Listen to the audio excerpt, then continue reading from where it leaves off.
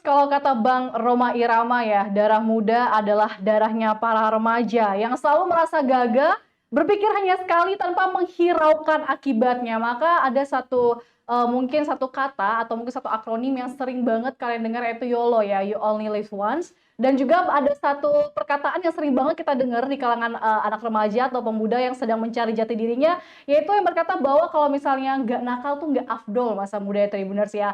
Dan kenakalan para remaja atau para pemuda ini tuh bisa dikatakan mulai dari level yang paling cetek sampai level yang cukup mengkhawatirkan. Misalnya level paling cetek nih, kalau misalnya kayak Bella zaman dulu ya, itu sering banget bolos waktu jam istirahat gitu ya. Atau mungkin misalnya ngambil duit mama 1.000, 2.000 buat beli cemilan di sekolah. Itu lumayan cukup sering, Tribuners. Dan bahkan Tribuners ada lagi yang levelnya lebih mengerikan atau akhirnya membuat kita miris, yaitu adanya penggunaan miras, minuman keras, kemudian juga perjudian, bahkan yang juga sering banget kita dengar, Tribuners, dan juga membuat kita sedih, itu adalah terkait dengan penggunaan narkoba atau obat-obatan terlarang. Nah, untuk itu Tribuners, ngobrolin soal pergaulan anak muda, berhubung kita pada hari ini adalah anak muda semua. Nah, hari ini kita sudah kedatangan 3 narasumber istimewa. Yang pertama adalah Kepala BNN Balikpapan, yaitu Pak Risnoto, yang tadi di belakang kamera udah bilang, Bella, dia udah order ya Tribuners ya, Bella nanti panggilnya Kak Riz aja, biar berasa anak muda kita di sini ya Kak Riz ya.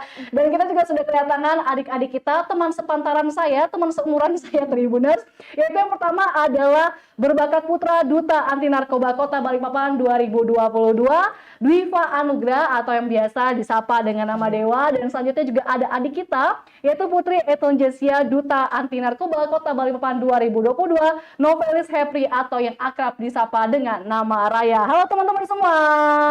Selamat pagi. Pagi. Apa kabarnya nih Karis pagi ini? Alhamdulillah. Alhamdulillah. Udah ngopi ya? Sudah ngopi. Oke, kalau teman-teman udah ngeboba belum pagi ini? Belum.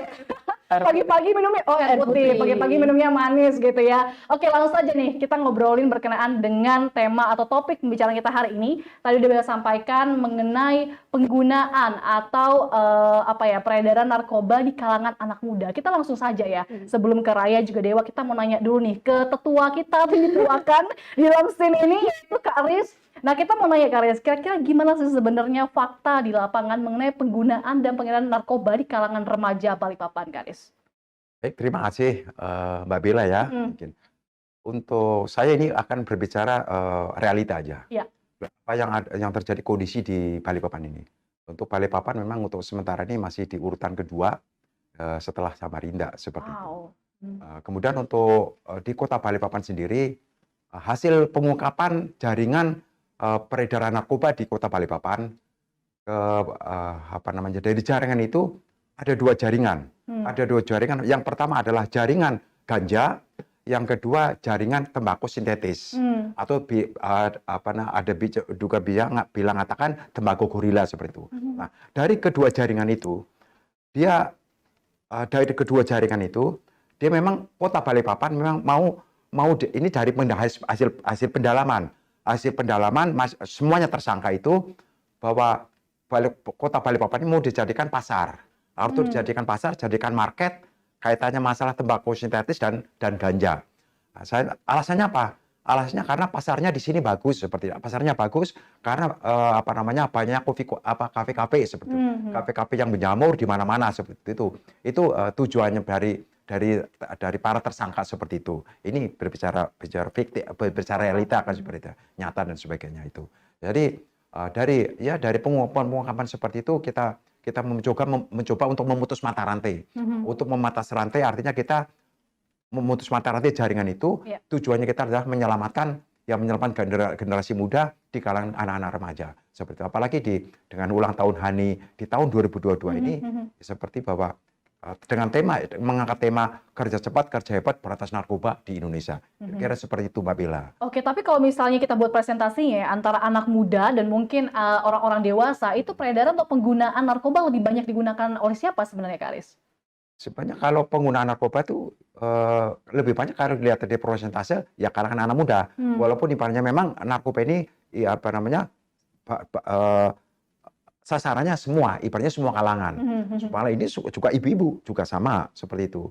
Karena memang ya kita kembali lagi bahwa bahwa narkoba tidak jauh dengan lingkungan, seperti itu. Oke, ini kita bisa buka-bukaan dikit ya Kak Aris, terkait dengan mungkin kasus narkoba di kalangan anak muda sendiri yang ditangani oleh Kak Aris dan juga teman-teman dari BNN. Untuk 1 tahun terakhir ini ada berapa banyak Kak Aris? Apakah ada peningkatan dari tahun-tahun sebelumnya atau bagaimana? Ini ada peningkatan. Untuk di tahun 2020 ini ada peningkatan karena target dari BNN adalah memutus jaringan, memutus jaringan atau kalau kita bahasa marketnya, bahasa ekonominya adalah kita memutus supply reduction-nya atau jaringan peredarannya narkoba. Karena kalau kita berbicara strategi itu kan, kalau berbicara hukum pasar itu kan ada demand, ada supply, ada demand. Itu strategi kita. Walaupun kita ibaratnya tidak tetap HAM reduksinya dibandingkan dampak dari narkoba juga itu perlu disampaikan seperti itu. Oke, itu peningkatan bisa berapa persen Kak Aris mungkin dari tahun sebelumnya? Adakah mungkin sekitar 20 atau 30% peningkatan dari tahun sebelumnya? 20% ini peningkatannya. Oke, ini cukup besar ya peningkatannya, cukup membuat kita sedih juga Tribunas. Nah, tapi kalau misalnya di BNN sendiri, mungkin kita kembali ke Kak Aris, sejauh ini teman-teman BNN lebih fokus kemana sih sebenarnya? Untuk penindakan kah atau untuk pencegahan peredaran narkoba sebenarnya? Pertanyaan bagus Mbak Bella ini.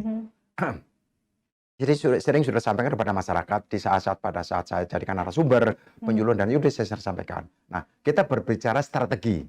Kita bicara strategi bahwa saya sampaikan juga teman-teman dari kepolisian, memang kita harus kita harus ada keseimbangan, harus ada balance untuk menyelesaikan narkoba ini, penyalahgunaan narkoba ini. Nah, strateginya tadi saya sampaikan bahwa kalau narkoba masuk ke Indonesia kan karena pasar. Karena pasarnya bagus. Betul. Yang pertama, kalau kita berbicara darurat narkoba, bahwa kita yang jelas satu, secara geografis. Secara geografis bahwa kita akan ke laut, kayak maritim, laut. Nah, sekarang pendistribusian narkoba itu kecil sekali, ibaratnya walaupun masih ada, itu masih ada itu lewat ekspedisi tapi dalam jumlah kecil seperti itu. Ibaratnya lewat pemesanan online dan sebagainya itu. Nah, sekarang barang narkoba itu sudah sedikit sekali melalui udara. Sekarang banyak melalui laut. Karena kita secara geografis memang kaya akan maritim, kaya akan laut. Banyaknya pintu-pintu masuk, ibaratnya di perbatasan itu menjadi tugas pokok kepada rekan-rekan juga dari angkatan darat tentara yang menjaga perbatasan. Udah sering saya sampaikan seperti itu. Itu artinya secara geografis, secara demografi, jumlah penduduk Indonesia ini kurang lebih hampir 270 juta. Nah, yang notabene adalah di situ hampir 50-60% adalah umurnya produktif. Nah, itu menjadi sasaran. Nah, di samping itu juga bahwa barang-barang narkoba di Indonesia itu paling mahal dibandingkan dengan negara-negara lain. Negara-negara lain contohnya seperti sabu lah. Anggap aja sabu, narkotika jenis sabu. Seperti di luar negeri Belanda itu harganya 50, tapi di sini kan harganya ibaratnya kalau 1 gramnya 1,5 juta, hampir 1,5 M, itu seperti itu. Itu ibaratnya memang di sisi lain juga masih kita masih masalah karena terbatasnya fasilitas rehabilitasi yang dimiliki oleh pemerintah. Seperti di Kalimantan ini kan baru satu aja di Samarinda, artinya itu untuk menyelesaikan orang-orang yang pecandu penyalahguna untuk dilakukan rehabilitasi. Itu. Nah, artinya saya sampaikan ke teman-teman dari kepolisian, ya memang kita kalau tugas pokoknya dari kepolisian itu kan kaitannya masalah law enforcement, penegakan hukum. Artinya penegakan hukum seperti itu. Nah, ya memang tidak mesti seperti itu. Kalau kita balance, kita harus ini juga tadi supply-nya. Supply kita harapkan supply-nya juga kita lakukan law enforcement, penegakan hukum. Demand-nya juga kita lakukan. Kita sama-sama kita lakukan. Artinya supaya apa? Demand-nya ini kan permintaannya. Permintaannya para penyalahguna artinya supaya pulih, artinya biar sama-sama, artinya supaya intinya bahwa market atau pasar narkoba di Indonesia itu ibaratnya mati. Kita tujuannya seperti itu. Oke, tadi Kak Aris sudah sampaikan sedikit ya terkait bahwa memang BNN dan pihak-pihak lain juga dalam hal ini berupaya untuk mengurangi adanya peredaran dan penggunaan narkoba kan di lingkungan masyarakat. Tapi upaya konkret apa sebenarnya yang dilakukan oleh BNN sendiri nih untuk mengurangi adanya peredaran juga penggunaan narkoba itu sendiri? Konkretnya adalah kita tadi saya sampaikan sama-sama. Kita lakukan penegakan hukum, ya, kemudian yang pecandu penyalahguna, ibaratnya kita lakukan sampaikan kepada masyarakat, baik itu melalui ibaratnya media. Kemudian melalui edukasi kita lakukan pendidikan kepada masyarakat, lakukan advokasi, kegiatan-kegiatan, kita bentuk satuan tugas di masyarakat, di kelurahan-kelurahan, kemudian kita ya tadi sampaikan kita bentuk satgas di kelurahan, artinya supaya menyampaikan kepada masyarakat bila menemukan keluarganya atau tetangga yang pecandu penyalahguna untuk dilakukan rehabilitasi. Karena masyarakat sekarang ini ibaratnya masyarakat ini kondisinya masih takut. Iya. Kalau mau melapor takutnya di penjara. Kita sampaikan bahwa ibaratnya kalau kita mau lapor ibarat kita nggak dikenakan pidana, baik kita lakukan rehabilitasi. Artinya ya supaya pulih, supaya ada keseimbangan, ibaratnya yang pecandu penyalahguna kita selesaikan,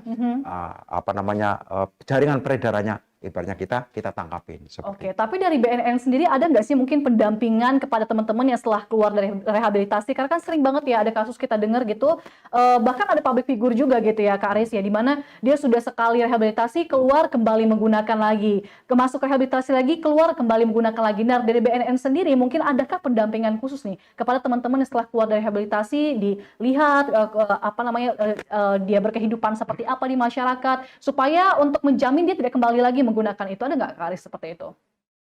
Ya terkadang begini, karena masyarakat keluarganya tidak tahu bahwa orang pecandu narkoba itu dianggap seakan-akan mau dikucilkan. Ya. Itu salah. Artinya orang-orang seperti itu pecandu penyalahguna ya harus dirangkul, artinya dirangkul, ibaratnya diajak tadi untuk dilakukan rehabilitasi. Nah, kaitannya apa tadi pertanyaan Mbak Bella tadi tuh? Terkait dengan adakah pendampingan khusus dari BNN? Pertanyaan bagus. Pada saat pecandu atau penyalahguna dalam ini klien dilakukan rehabilitasi, baik itu rawat inap maupun rawat jalan, di Balai Tanah Merah Samarinda seperti itu. Setelah mereka selesai menjalankan program, baik itu rawat inap maupun rawat jalan, mereka ada program lanjutan yaitu pasca rehabilitasi. Itu kita selalu dilakukan pendampingan. Setelah dia kembali ke masyarakat, kita lakukan kita tetap walaupun kita kembali ke masyarakat, selalu kita lakukan pendampingan. Artinya kita sampaikan ke keluarganya bagaimana ibaratnya kondisi anaknya, contohnya klien dan sebagainya. Artinya jangan dikucilkan, kemudian tetap dirangkul ibaratnya. Karena apa? Karena orang pengguna narkoba itu tidak bisa sembuh bahasanya, tapi hasilnya hanya bisa pulih. Karena suatu saat orang yang menggunakan narkoba ibaratnya tidak bisa sembuh karena tidak seperti orang sakit. Contohnya sakit luka, sakit ibaratnya harus dioperasi, artinya dokter mengatakan itu sembuh. Tapi kalau orang narkoba hanya pulih karena suatu saat bisa relapse, bisa kambuh kembali seperti itu Mbak Bila. Dan itu kambuh kembali itu penyebabnya sebenarnya apa Kak Aris? Ya, karena kalau namanya program rehabilitasi kan ada dua, rehabilitasi secara medis, rehabilitasi secara sosial. Yang berat di sosialnya, untuk bagaimana ibaratnya kita lakukan kita di rehab sosial, kita lakukan pelatihan dan sebagainya untuk disiapkan untuk kembali ke masyarakat. Itu yang paling berat di situ.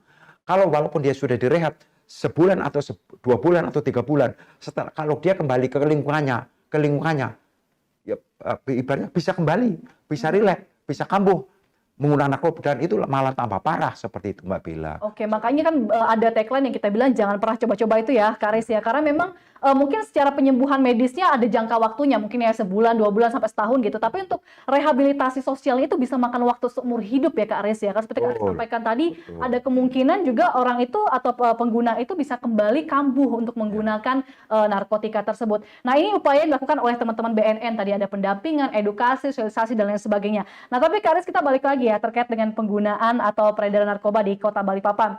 Nah bisa nggak sih Kak Aris mungkin spill sedikit nih terkait dengan daerah-daerah mana kalau dipetakan oleh BNN itu yang cukup banyak atau cukup tinggi pengguna narkobanya Kak? kita sudah melakukan mapping. Kita melakukan. Memang kalau di Balikpapan ini sumber peredarannya ada di Balikpapan Barat. Jadi masyarakat sudah tahu semua. Ya. Tapi Balikpapan Barat. Tapi kalau untuk penyalahgunanya hampir merata. Setiap wilayah tuh ada seperti itu. Walaupun tadi saya sampaikan sumbernya dari sana, dari Balikpapan Barat seperti itu. Kita juga sering ibaratnya sama rekan-rekan dari Polres, dari Satuan Reskoba Polresta Balikpapan, kita ibaratnya rutin untuk melakukan penegakan hukum, di sana. Memang kalau seperti namanya jaringan peredaran narkoba itu ya seperti teori balon. Ibaratnya kita tangkapin di suatu wilayah, nanti muncul lagi di tempat lain, seperti itu.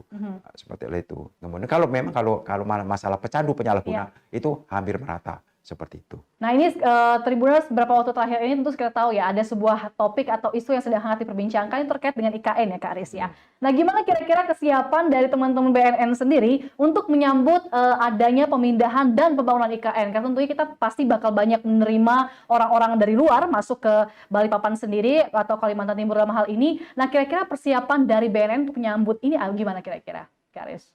Iya kemarin pada saat virtual Hari Anti Narkoba Internasional secara virtual yang dilaksanakan di Bali, kita semua kepala BNN seluruh Indonesia kita melaksanakan di Pemkot bersama OPD yang lain, ada wali kota, ada Danlanal, Kapolres dan Dandim dan sebagainya. Seperti itulah kita banyak ngobrol sama ya tentunya sama Pak Wali Kota bahwa kita anak Balikpapan ini sebagai penyangga. Sebagai penyangga ini nanti kita sampaikan, ini tantangannya besar seperti itu. Saya sampaikan juga karena sampaikan Mbak Bella tadi itu benar aja bahwa kita ibaratnya jumlah penduduk ini sudah bertambah ini, sudah bertambah karena banyaknya dari luar Balikpapan, dari Jawa dan sebagainya banyak masuk ke Balikpapan itu juga menjadi tantangan. Nah di sisi lain katanya masalah narkoba ini juga sangat tantangan karena dunia internasional juga sudah tahu bahwa nanti bahwa ibu kota akan pindah di Kalimantan. Kalimantan itu karena Balikpapan ini sudah ibaratnya sebagai penyangga, ya tentunya kita saya sampaikan kita harus waspada, kita mengantisipasi ibaratnya jangan sampai ibaratnya kartel narkoba internasional, jaringan narkoba internasional nasional itu pasti sudah tahu pasti akan sasarannya juga ke Balikpapan. Kita harus siap menghadapi itu.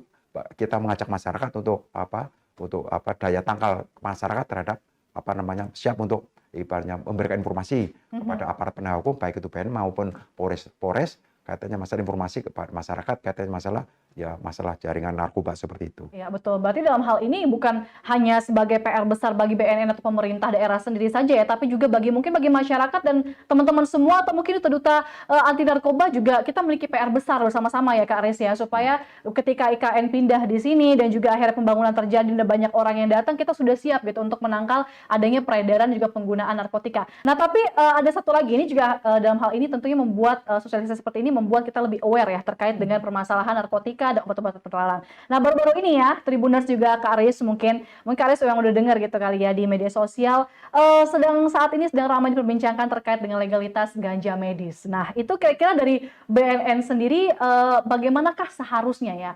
sarannya kepada kita anak-anak muda atau masyarakat dalam hal ini menempatkan diri? Haruskah kita memilih antara pihak-pihak pro atau pihak kontra atau bagaimana seharusnya kita Kak Aris?